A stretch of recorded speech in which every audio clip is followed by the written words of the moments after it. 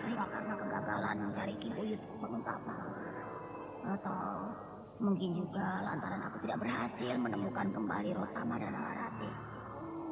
Ya, aku sudah mengerti mengapa semua ini terjadi. Padahal sebelumnya ia belum pernah begitu marah padaku. Ya, segalanya berawal dari anak buah Majar itu, Rotama dan Nalarati. Kalau saja mereka tidak melarikan diri, semua permasalahan ini tidak mungkin terjadi. Ya, aku memang bodoh. Bukankah puncak Ciremai ini adalah kekuasaanku? Tapi mengapa aku tidak dapat mengatasi anak-anak jahanam itu? Ini semua keterlaluan. Rotama, Nalarati, tunggu pembalasanku. Pembalasan paling perih dan menyakitkan bagi kalian.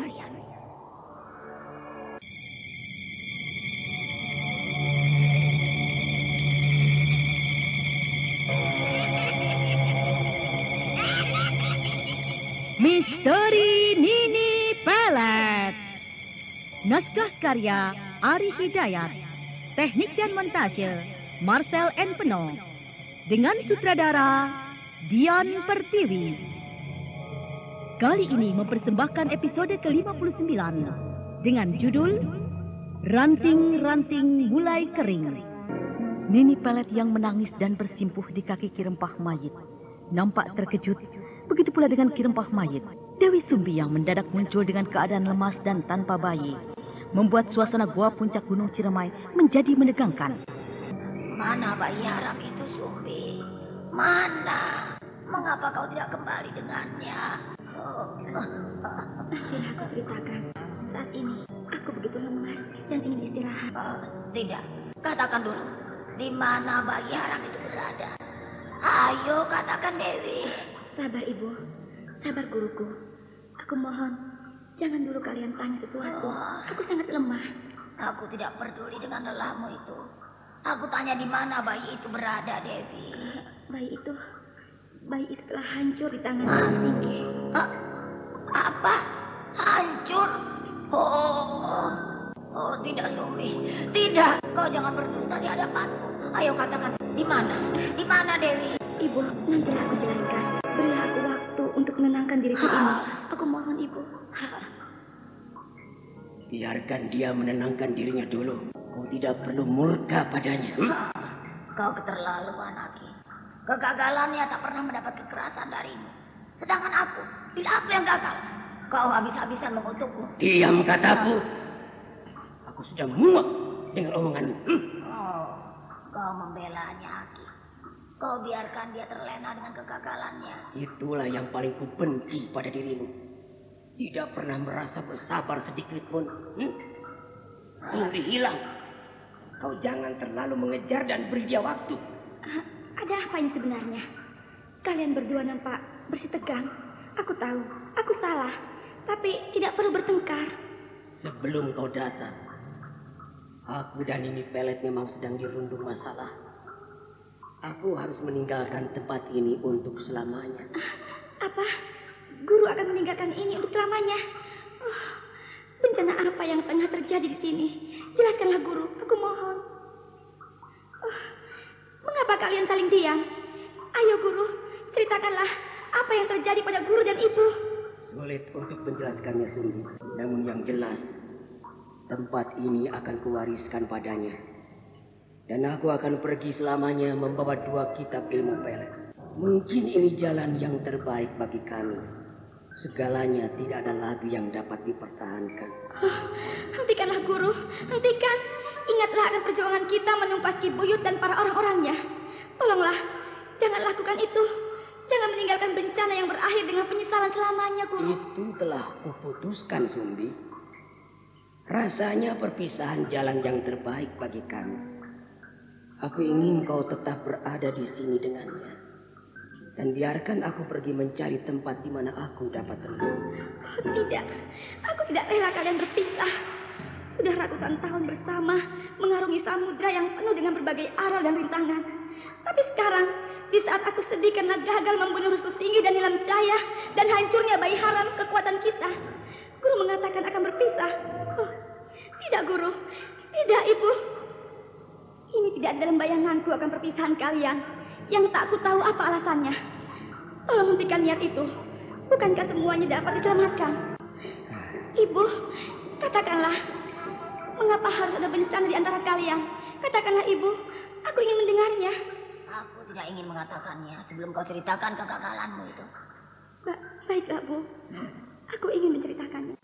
Dewi Sumbi lalu menceritakan perihal kegagalannya menghancurkan restu Singgih dan Nilam Cahya lewat bayi haram yang dibawanya. Sementara itu kita kembali kepada Rotama yang saat dilemparkan dari puncak pohon oleh Ki Kumbang dan diselamatkan oleh seseorang. Dalam sebuah ruangan bawah tanah di tepi danau, Rotama duduk dengan seorang wanita cantik berambut panjang. Wanita itu berpakaian serba ungu. Dialah yang disebut pendekar bayangan ungu yang disangka oleh Ki Kumbang dan perguruan Gagak Hitam adalah Rotama. Tapi kenapa kau lakukan kejahatan itu? Bukankah itu tindakan tidak terpuji? Engkau salah duga, Rotama. Justru aku harus membalas dendam kepada pimpinan perguruan Gagak Hitam itu. Mereka menyangka akulah penjahat. Padahal sesungguhnya mereka adalah perguruan silat dari golongan hitam. Mereka membunuh seluruh keluargaku ketika aku masih kecil sekali. Maaf, jika aku telah membuatmu bersedih. Tidak mengapa, Rotama. Mungkin kau orang yang dapat kupercaya. Tapi barangkali engkau juga akan menyangka akulah penjahat seperti yang mereka katakan. Aku sendiri masih bingung siapa sesungguhnya yang benar. Namun aku siap membantu. Anda sekarang masih mendengarkan Sandiwara Radio Misteri Nini Pelet di channel Memori 80. Merekalah yang membunuh seluruh keluargaku. Namun jika kau tak percaya juga, tak mengapa. Biarlah aku melakukannya segalanya sendiri. Baiklah. Aku percaya sepenuhnya padamu. Terima kasih, Rotama. Kau mau jadi sahabatku. Tentu. Kita bisa menjadi sahabat yang baik. Aku juga mengucapkan terima kasih atas pertolonganmu yang telah menyelamatkan nyawaku dan membebaskan totokanku dari Ki Kumbang. Lupakanlah, sesama manusia dalam kesusahan harus saling menolong, bukan? Iya. Boleh aku tahu mengapa kau hingga berada di sini? Ketika aku kecil, aku tidak tahu tentang dunia persilatan. Sekalipun ayahku seorang yang pandai dalam ilmu bela diri, namun sangat jauh di bawah pimpinan perguruan Gagak Hitam yang kejam dan bengis. Pada suatu hari, pimpinan Gagak Hitam yang bernama Gagak Penangsang berkunjung ke rumah dan meminta kepada ayah agar kakakku yang saat itu berumur 12 tahun akan dijadikannya sebagai istrinya. Tentu saja ayah menolak. Rupanya dengan penolakan ayah itu, Gagak Penangsang sangat tersinggung. Hingga malamnya, tak diduga, anak-anak buahnya datang menghabisi nyawa ayah dan ibu.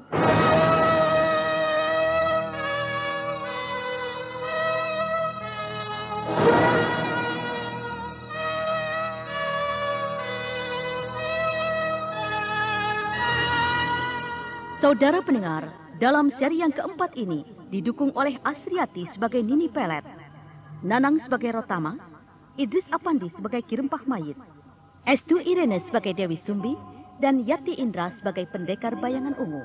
Pengantar cerita, Eli Kusuma. Mereka juga membunuh kakak perempuanmu itu.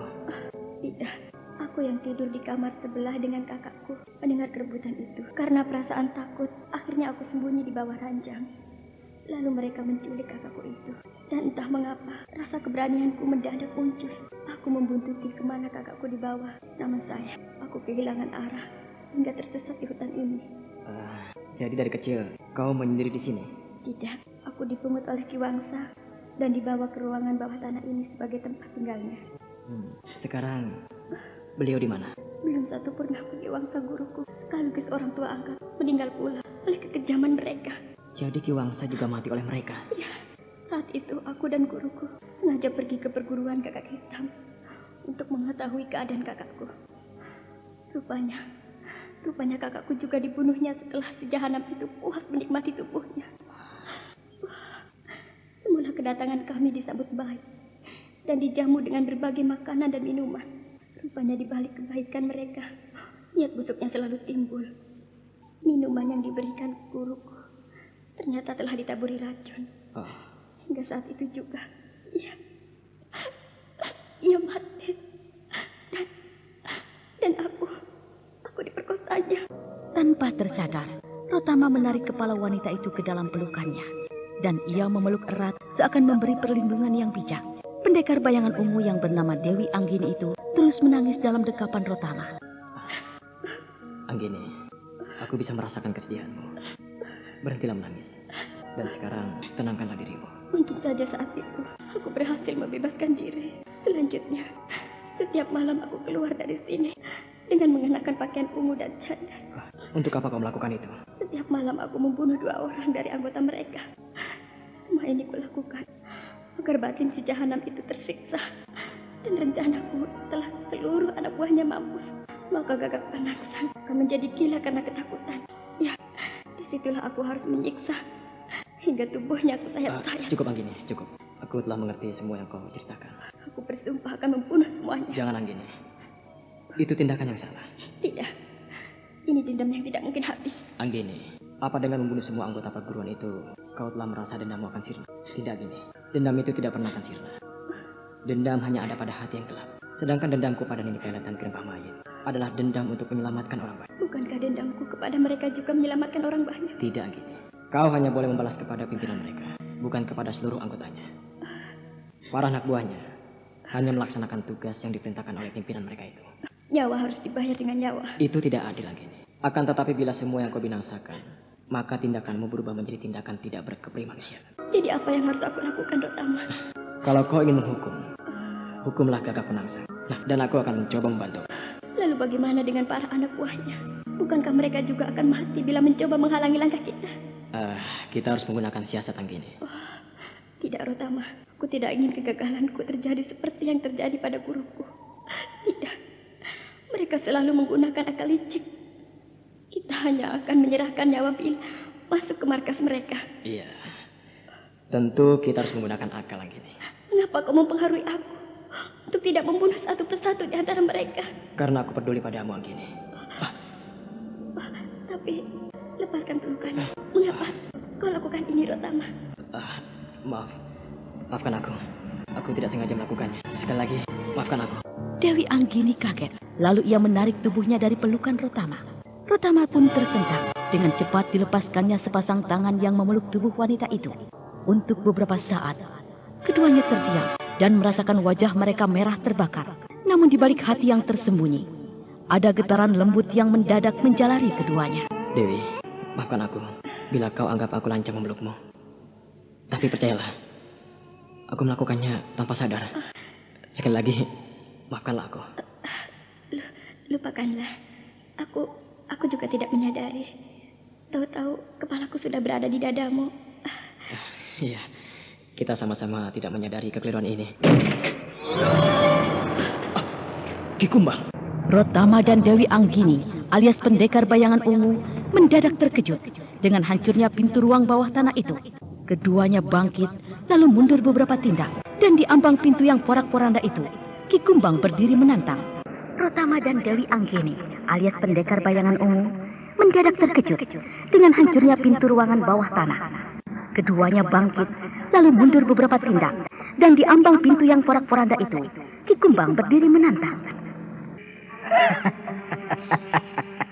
Rupanya kau berada di sini, anak muda. Aku kira aku akan gagal mendapat 5 kantung keping uang perak. Nyatanya, aku berhasil juga. Ki Kumbang, sudah kukatakan. Kau salah duga. Orang yang kau maksud pendekar bayangan ungu bukanlah aku. Tapi lihatlah, wanita di sampingku ini. Pakaian apa yang sedang dikenakannya? Rupanya seorang wanita. Kalau begitu, aku memiliki 2 keuntungan. Aku akan menyerahkanmu kepada pimpinan Gagak Hitam. Dan wanita cantik itu akan menjadi milikku. Setan, rupanya kau anak buah Gagak Penangsang. Pimpinan perguruan Gagak Hitam itu. Kubunuh kau. Jangan gini. Tahan dulu. Dia bukan anak buah Gagak Penangsang. Percayalah padaku. Tapi dia telah kurang ajar. Hai orang tua gila. Siapa kau sebenarnya? Berani mengusik ketenanganku. Ayo jawab. Tidak salahkah mataku menyaksikan wanita secantik kau dan berani sesumbar di hadapanku? Kalau begitu, kedatanganmu kemari memang mencari mampus. Ayo lawanlah aku. Tahan gini. Tahan. Emosi hanya akan mendatangkan bencana bagimu. Dia Ki Kumbang yang menangkapku dan mengiranya aku pendekar bayangan ungu. Itu pertanda dia akan menyerahkan pada si Gagak Penangsang. Ayo, Ayo Jahanam, majulah kau. Pantas kau dijuluki pendekar bayangan ungu. Nyalimu sungguh berani. Tapi sayang wanita jalang biasanya hambar di atas ranjang. Cukup Ki Kumbang. Rupanya kau masih berani menghadapiku, anak muda. Kau ingin membalas budi kepada perempuan pembunuh itu karena dia telah menyelamatkan nyawamu ketika kau kulempar dari puncak pohon. Begitu. Ratama, biarkan aku merobek-robek mulutnya yang busuk itu. Dia sudah keterlaluan menghina aku. Tenang Anggini, tenang dulu. Dia hanya punya urusan denganku. Biarlah aku yang menyelesaikannya. Nah, Ki Kumbang. Sekarang apa yang kau inginkan? Jangan pura-pura bodoh, anak muda. Aku tetap akan menyerahkanmu untuk mendapatkan 5 kantong uang perak. Dan aku juga akan mendapatkan wanita cantik itu. Karena bagiku, wanita dan uang nilainya sama. Baiklah. Jika itu yang kau inginkan dari kami terima. Tapi bukankah kau juga ingat, untuk mendapatkan keuntungan tentunya harus melalui usaha keras. Bicaramu seperti mengajari itik berenang. Tapi baiklah, apa usahaku? Apa aku harus mencium wanita itu dulu? Bukan itu. Loh, itu terlalu sukar bagimu. wah, Karena dia adalah pendekar. Kalau kau menjatuhkan aku dalam 5 jurus, kau berarti akan mendapatkan keduanya. Ya uang, ya wanita ini. Bagaimana? Tanpa bicara lagi, Ki Kumbang menggulung sepasang lengan bajunya dan memasang kuda-kuda. Ratama mundur 2 tindak, kemudian menggeser kaki kirinya ke depan dengan turun terangkat sedikit. Lalu kedua tangannya direntangkan lebar-lebar ke samping, sambil matanya saja mengawasi Ki Kumbang. bersiap-siaplah anak muda. Dan jika kau ingkar, maka aku akan menyerahkanmu tanpa nyawa. Anggini, beri aku jarak. Baik Ratama, waspadalah kau. Engkau janji tidak mengingkari, bukan? Ki Kumbang, Iya. dalam nadiku mengalir darah kejujuran. Jangan cemaskan janjiku. Tabu bila ku ingkari. Kalau begitu, akan kubuktikan sekarang juga. Awas kepalamu.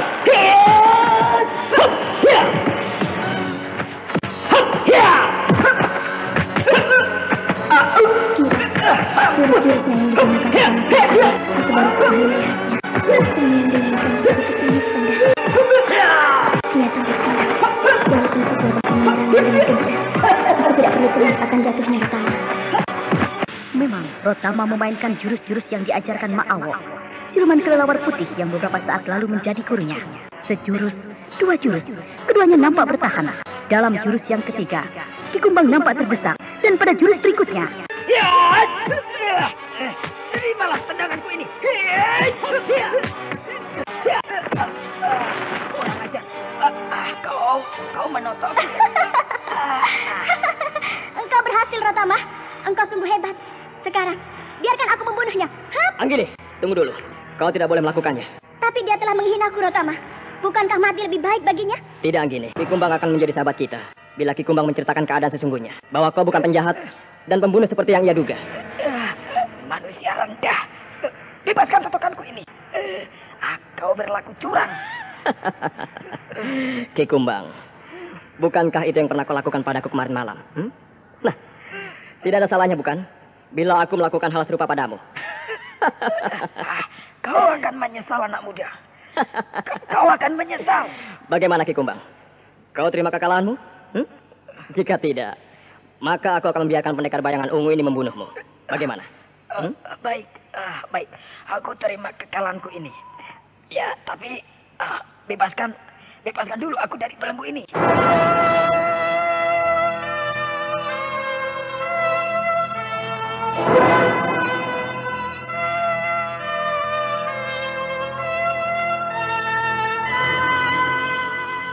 Jangan Ratama. Kau telah melakukan tindakanmu dengan benar. Kini tubuhnya sudah tak berdaya. Untuk apa kau membebaskan totokannya? Perkara tidak bakalan habis seperti dugaanmu. Lagi pula, aku tidak sejahat dugaanmu. Dia harus kita tolong, karena itu adalah kewajibanku. Aku menolongnya ikhlas tanpa mengharapkan 5 kantong uang perak. Aku ingin dia tetap hidup seperti kita. Jalan pikiranmu telah dipengaruhi suara hatimu. Tidak gini. Jangan jalan pikiran dipengaruhi oleh suara hati, karena bisa membawa celaka. Tapi terkadang, orang sering lupa bahwa pikiran dan suara hati bersumber pada satu sumber yang sama, yaitu kebenaran. Engkau terlalu mulia untuk berhadapan denganku, Rotama. Engkau sungguh bijaksana. Aku begitu kagum padamu. Anak muda, aku begitu terharu mendengar ucapanmu. Sungguh, aku menyesal telah melakukan tindakan gegabah pada kalian. Maafkanlah aku, anak muda. Seperti kata wanita itu, engkau sungguh bijaksana. Sekarang terserah padamu. Apa yang ingin kau lakukan, aku pasrah menerimanya. Lakukanlah, sekalipun kematian yang akan engkau perbuat. Ya, baiklah Ki Kumbang. Sekarang tarik nafasmu perlahan-lahan. Aku akan bebaskan totokanku ini. Ayolah.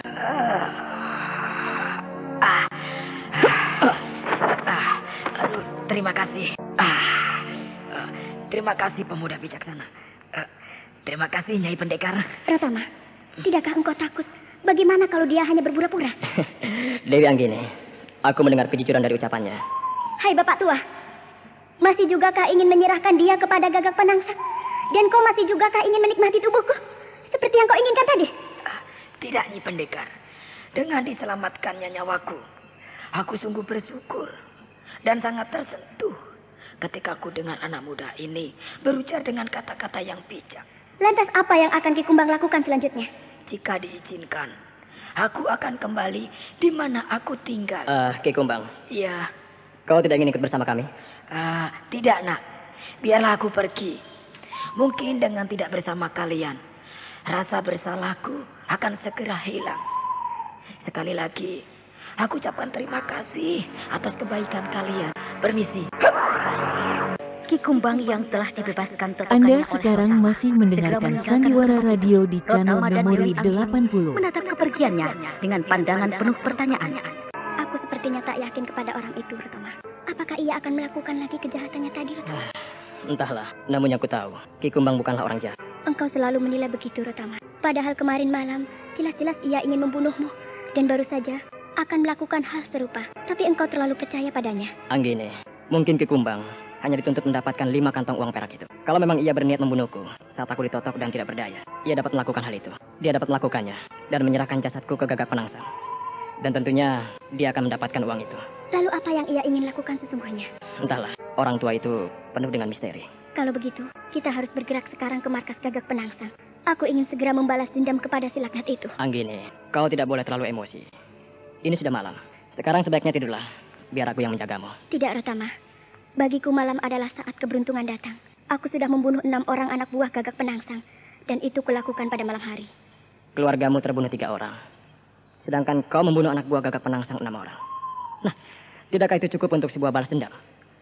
Selama seluruh perguruan Gagak Hitam itu belum mati semuanya di tanganku, aku akan terus memburunya. Anggini, sudah kukatakan padamu, para anak buah Gagak Penangsang itu hanya melaksanakan tugasnya.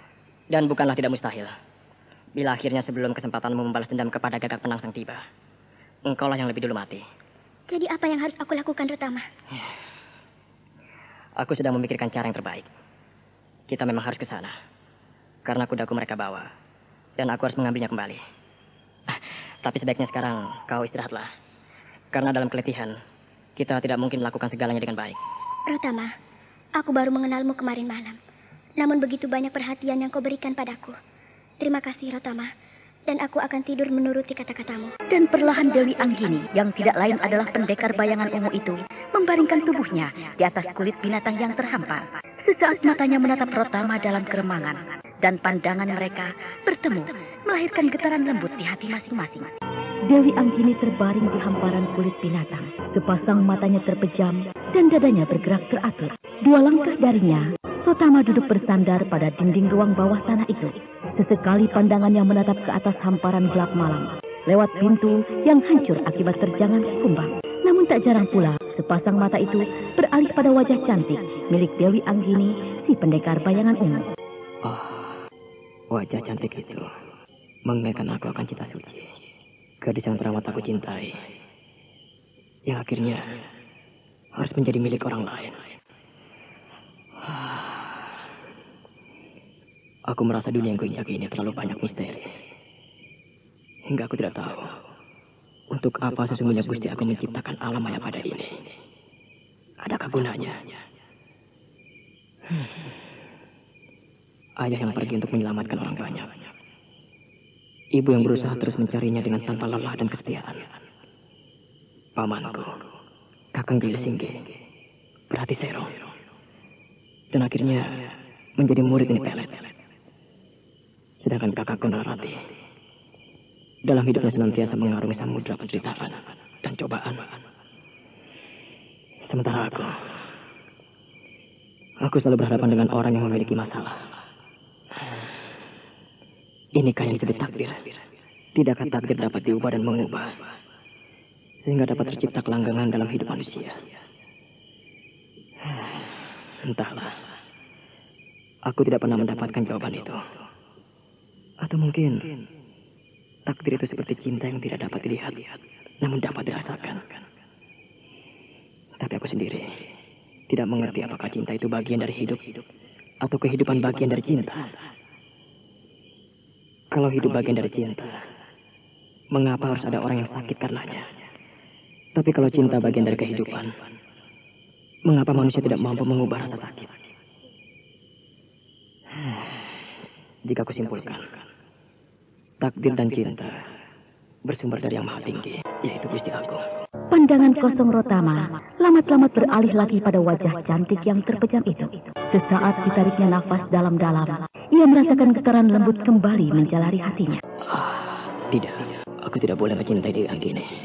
Aku takut ada luka lagi. Rasa luka akibat ditinggal cinta suci belumlah terobati. Dan kini aku berhadapan dengan wanita yang mengingatkan aku akan diri suci. Tidak, ini tidak boleh terjadi. Setelah permasalahan antara Anggini dengan Gagak Penangsang selesai, maka aku harus segera melanjutkan perjalananku ke desa Pleret. Aku khawatir Rati sudah berada di sana dan menanti kedatanganku.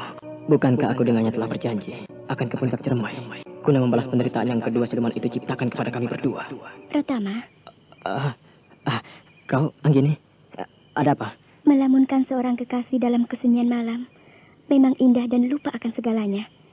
Bila boleh aku tahu, siapa bunga tidurmu yang beruntung itu? Pastilah ia amat jelita, Rotama. Mengapa ia harus bicara ke sana? Ini membuat hati terasa di ujung belati. Rupanya engkau tidak ingin terusik olehku. Aku mohon maaf, Rotama. Nampaknya pagi masih jauh, tapi kau telah bangun. Anggini, apa yang membuat tidurmu terputus? Tidurku tidak pernah lama, Rotama. Karena selama aku belum berhasil membunuh Gagak Penangsang, selama itu pula tidurku tidak pernah tenang. Tapi engkau telah mengalihkan jawaban dengan pertanyaan lain. Tidak bolehkah aku tahu?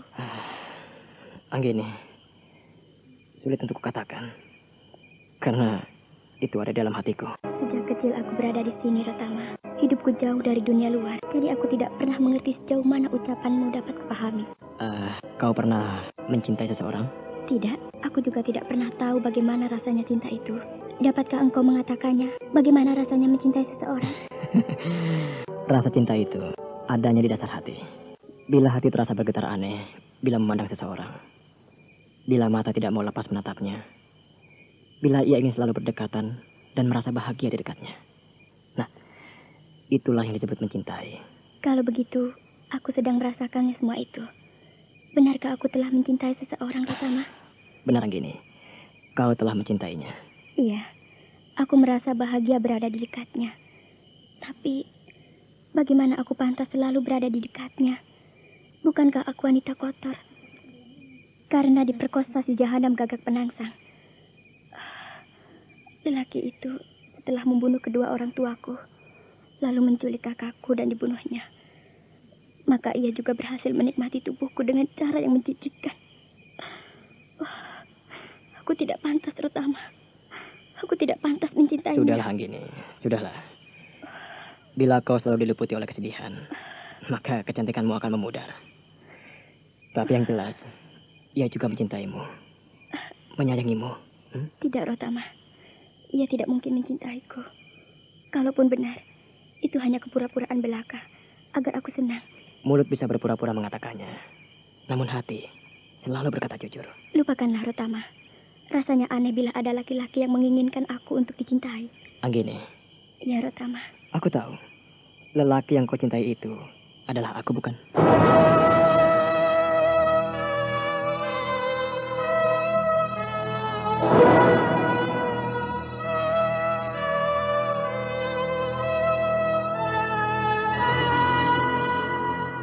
Perlahan Dewi Anggini memalingkan wajahnya dari tatapan Rotama dan ia merasakan wajahnya merah menahan rasa malu. Untuk beberapa saat, keduanya terdiam.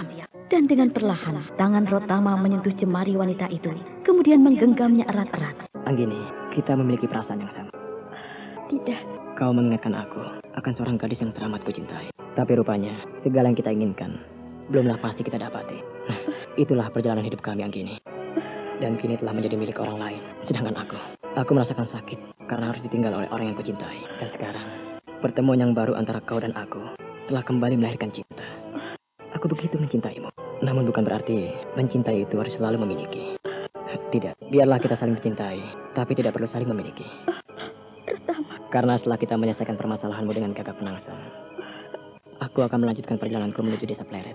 Dan berjanji dengan kakakku ingin mendaki puncak Ciremai, menjumpai Nini Pelet dan Krimpah Mayit untuk pertarungan hidup dan mati.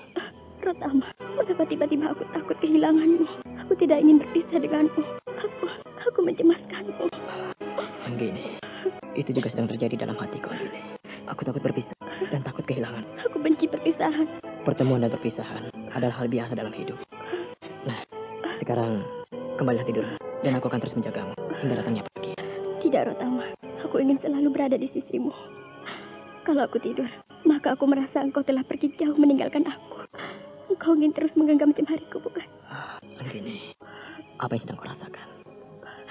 Getaran aneh yang menimbulkan satu keindahan. Baiklah, aku tidak akan melepaskan tanganku dari jemarimu. Anggini, merapatlah. Biar kau peluk. Biar kau merasakan kehangatan. Lakukanlah, Rotama.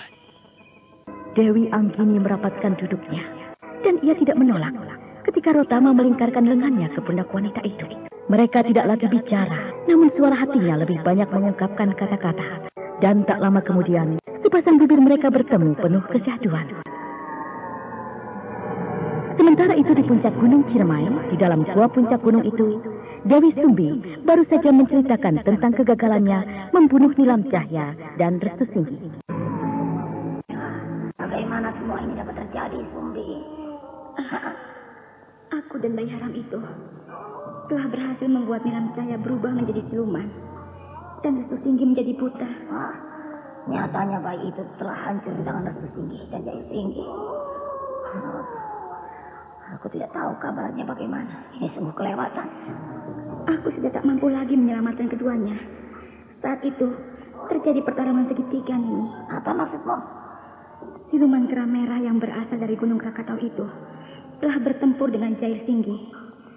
Pedang sinar perak yang dimiliki Jair Singgi hancur oleh siluman itu, Nini. Apa? Pedang sinar perak pemberianku hancur oleh siluman itu? Benar, Guru. Kehebatan siluman kera merah itu sungguh luar biasa. Aku tak tahu nasib Jair Singgi selanjutnya, karena aku sendiri tak mungkin mampu mengalahkannya. Lalu bagaimana dengan si Restu Singgi? Restu Singgilah yang menghancurkan bayi haram itu dan juga mengalahkan siluman kera merah itu. Kurang ajar. Si Restu Singgi bertambah hebat saja ilmunya. Di mana saat pertarungan itu terjadi, Sumbi? Pertarungan itu terjadi di hutan Jati Barang. Rupanya si Jahanam itu berada di sana. Sebaiknya kita susun saja ke sana lagi. Aku khawatir dengan Jair Singgi. Kemungkinan besar Restu Singgi masih berada di sana. Diam, Nini. Aku tidak bicara padamu. Jadi bagaimana menurutmu, Sumbi, tentang nasib Jair Singgi? Menurut perkiraanku, Jair Singgi tak dapat ditolong. Ia terluka parah akibat pertarungan itu, Aki. Oh, tidak. Tidak. Anak itu tidak boleh mati. Dendamnya kepada Restu Singgi belum terlaksana dan tidak mungkin kematiannya begitu cepat. Itulah yang aku ketahui, Guru. Jair Singgi terlampau parah lukanya. Untuk keselamatannya sangat kecil sekali. Jadi kau meninggalkan Jair Singgi selagi muridku itu dalam keadaan sekarat. Benar. Aku tak mampu berbuat apa-apa selain melarikan diri. Sebab bila aku lanjutkan juga, maka bencana besar yang akan aku alami. Itulah sebabnya salah satu dari kami harus ada yang kembali kemari. Bodoh. Kau sungguh bodoh, Sumbi. Tidak. Sumbi telah melakukan tindakannya dengan benar. Kebodohan apa yang telah dia lakukan? Seharusnya si Sumbi menolong Jair Singgi.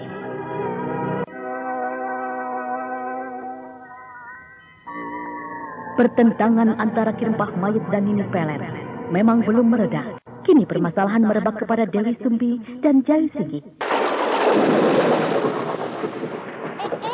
Bunder dawa lah bentuke. Ya mesti, Dek, iku lak obat flu Mixagrip. Mangkane, nek lara flu, ojo lali ngombe Mixagrip. Sudah ku bilang dari dulu, sakit flu memang cocok minum Mixagrip. Nek sampean kena flu, pileke ngocor, irunge buntet, ya ngombe Mixagrip. Ngono lho, Dek. Lah nek sampean sakit kepala, sirahe ngelu, mumet-mumet, masuk angin, ya tetep ngombe Mixagrip. Ngono lho, Jeng. Sudah ku bilang dari dulu, sakit flu memang cocok minum Mixagrip. Mixagrip, obat flu paling cocok. Sebab Mixagrip komposisine utawa ramuane wis disesuaikno kanggo masyarakat Indonesia. Mixagrip, obat flu dan sakit kepala paling cocok. Produksi Dankos. Baca aturan pakai. Jika sakit berlanjut, hubungi dokter. Bagaimanakah kisah selanjutnya? Nah, saudara pendengar, ikuti terus serial Sandiwara Radio ini di radio kesayangan Anda. Sampai jumpa.